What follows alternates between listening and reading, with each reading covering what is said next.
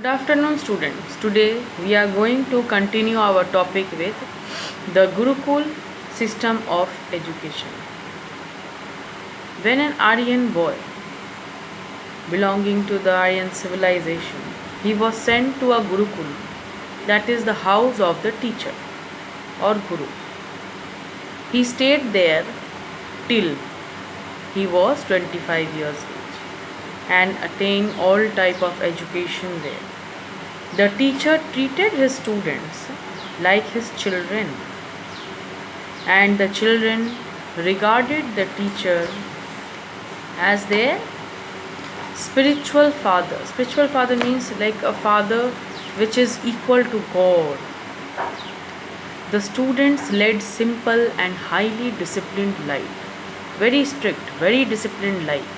They obeyed their gurus. They helped their guru in many ways. How? The student cleaned the house, drew water from the well, gathered wood, and worked in the fields. They had to memorize lessons which were taught orally. That means they had to also do their homeworks. They had to memorize their lessons orally. After completing their education, the students paid Guru Dakshina or fees according to their names and means. How much they can pay on though forceful thing was there. In early Vedic period, there were highly educated women, Maitreya and Gargi. In later Vedic period, however, the women education lost importance. So, religion. Now we start the topic religion in the later Vedic period chapter. The gods of the early Vedic period lost their importance. Brahma, the creator, Vishnu, the preserver, and Shiva, the destroyer, became the most important gods. Underline it. The mode of worship became complex, very complicated, very difficult. Elaborate rituals and sacrifices were done during the religious ceremonies. The status of Brahmins rose high because of this, because they were paid very much importance to perform these activities. Hence, epic. Let us understand the importance of epics. Two epics, the Mahabharata and Ramayana, were composed during the later Vedic period. These two ancient epics contain some of the central ideas of Hinduism. They are valuable sources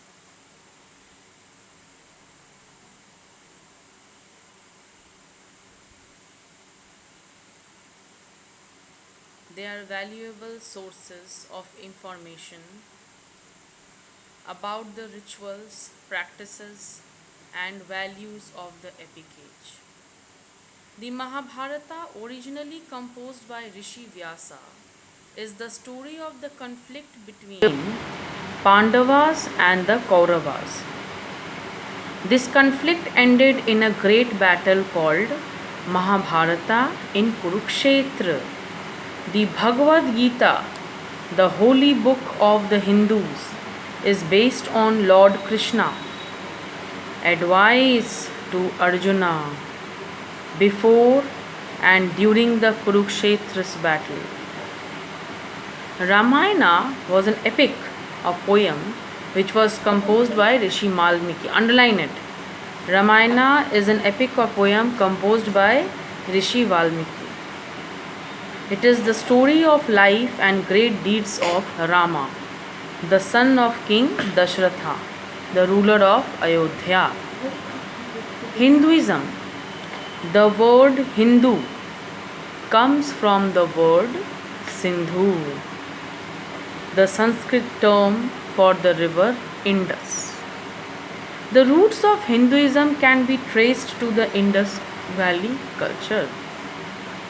As Hinduism was not founded by any spiritual leader, it is a philosophy and way of life that evolved over hundreds of years. The mixing of social and religious beliefs of the Indus Valley people and Aryan settlers led to the evolution of Hinduism. The essence of Hinduism is the belief in the omnipotent Hinduism, an omnipresent single force of energy, that is Shakti, a force, a power which is not seen but it is present, the source of all creation. That force is only the source of all creation. This creator of the universe is God. This God is known by different names and different forms, depending on which aspect of his force is being worshipped. God is the creator, the preserver, and the destroyer also of the universe. There are three main principles on which Hindu philosophy is based. Dharma means that every person has moral duty to do what is right and to lead a pious life, simple life. Simple, neat, without any exaggeration, the life which is without any greed. Simple life, that is the life, the path of dharma. Karma means that people must face the consequences of their actions. What work they will do today, the result they will get tomorrow. The same result. So shall they reap. Their present and future life is the result of their actions. Transmigration of the soul means that the soul is immortal. Immortal means it never dies. It always lives. The body is only dies, but the soul always lives, survive on earth. When people die, only their bodies die. Their souls live on, migrate into new bodies, and are reborn. The essence of Hinduism is contained in Upanishads. Some parts, the main important lines, the depth of Hinduism is found in Upanishads, which are the fountainhead of the original source of Hindu philosophy. Fountainhead is from here only the glorious Hindu philosophy and Hinduism spread. People come to know the importance and depth of the rituals, the ceremonies, and importance of it by generation after generation. Economic life. Aryans had a settled life. Now, agriculture was their main occupation. The occupation of the people basically remained the same, but the use of iron and improved farming implements brought about an increased prosperity. The people who lived during this period used painted grey vessels, which have been found at many sites. That means painted grey vessels have been found in many sites, which through excavations archaeologists have found that the vessels were buried. That means so long years ago the people used to use the painted grey vessels. This period saw the growth of towns and cities, as well as development of trade and barter system. Now barter system, with exchange of goods, with goods only the trading was done. So impact of the Aryan culture. The Aryan civilization is based on philosophy of Vedas and Upanishads. The Sanskrit language and Vedic literature act as a unifying force. It unifies, it strengthens the bond and binds the vast majority of Indians into one nation. There is a story of Mahabharata which is given in your book. The kingdom of Hastinapur, which is near present day at Meerut, was ruled by a king named Pandu. He had 5 sons named Yudhishthir, Bhima, Arjuna, Nakula, and Sahadev. They were known as Pandavas. When Pandu died, his visually impaired brother, who did not able to see, Dhritarashtra became the king. He had 100 sons and they were called the Kauravas. Dhritarashtra divided the kingdom between Kauravas and the Pandavas, giving Hastinapur to his sons and Khandava forest to his nephews. So in this situation, the Pandavas built their capital at Indraprastha in the present day Delhi. Indraprastha, the location present day Delhi, and made the kingdom of Indraprastha large and powerful. The Pandavas were married to Draupadi, the daughter of the king of Panchala. Duryodhana, the eldest of the Kauravas, were jealous of the Pandavas and wanted to destroy them. He invited them to a game of dice. The condition was that whoever lost the game would go into exile for 13 years. During the game, the Kauravas tricked the Pandavas and they lost everything to the Kauravas.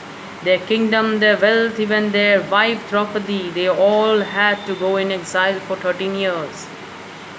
On their return from exile, they demanded their kingdom back from Kauravas, and Kauravas refused. This led to a fierce 18-day battle in the plains of Kurukshetra.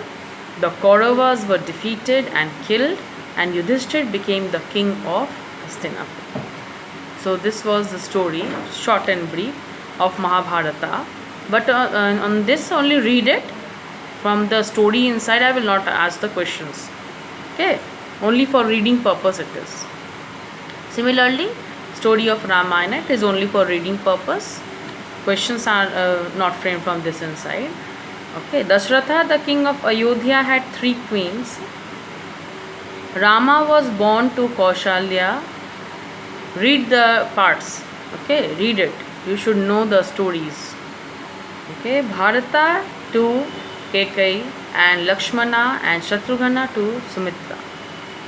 Rama was married to Sita, the daughter of the king Janaka of Videha.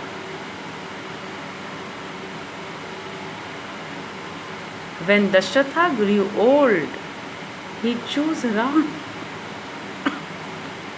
Rama, the eldest son, as heir to the throne. Kekai was not happy with this decision, as she wanted her son Bharat to be the king. To keep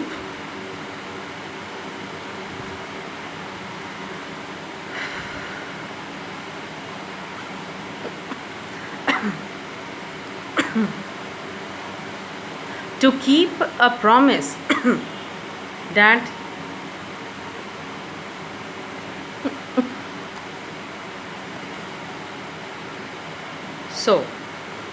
to keep a promise that he had once made to Kekai. What happened? The story was, Kekai was not happy with the decision, as she wanted her son Bharat to be the king. To keep a promise that he had once made to Kekai, Dashratha had to send Rama into exile for 14 years. Rama, accompanied by Sita and Lakshmana, left Ayodhya. They settled down in the Panchavati forest. Meanwhile, King Dashratha died of grief and Bharata refused to become the king. He ruled the kingdom on behalf of his brother Rama, and such a respect he had. He had no greediness of the empire, of the throne. He waited for Rama to come back. One day, when Rama and Lakshmana had gone out in search of food, Ravana, the king of Lanka, kidnapped Sita and carried her away to his kingdom. Rama and Lakshmana took the help of King Sugriva and the commander of his army, Hanumana. They crossed over to Lanka, defeated Ravana in a fierce battle, and rescued Sita. At the end of the 14 years exile, Rama, Sita and Lakshmana returned to Ayodhya. The people of Ayodhya celebrated the return of the rightful heir to the throne. By lighting earthen lamps, Rama was crowned and the king was made. He established an ideal state called Ram Rajya based on equality and justice. There were prosperity, happiness for his people in all states. So in this way we end the later Vedic age lesson. Read the lesson, revise the lesson, and in your study material and worksheet the question answers are given. Study material you are getting the early Vedic age back exercise questions. Long question was only left out. Long question today I have given, and this later Vedic age exercise questions and answers all are given. Practice those. Okay, everything from your exercise is given. Practice the exercises, copy the answers, and in your worksheet you will get your answers and questions related to your civics also. Okay, thank you for today's class. In the next class we will come with the discussions. Okay, thank you.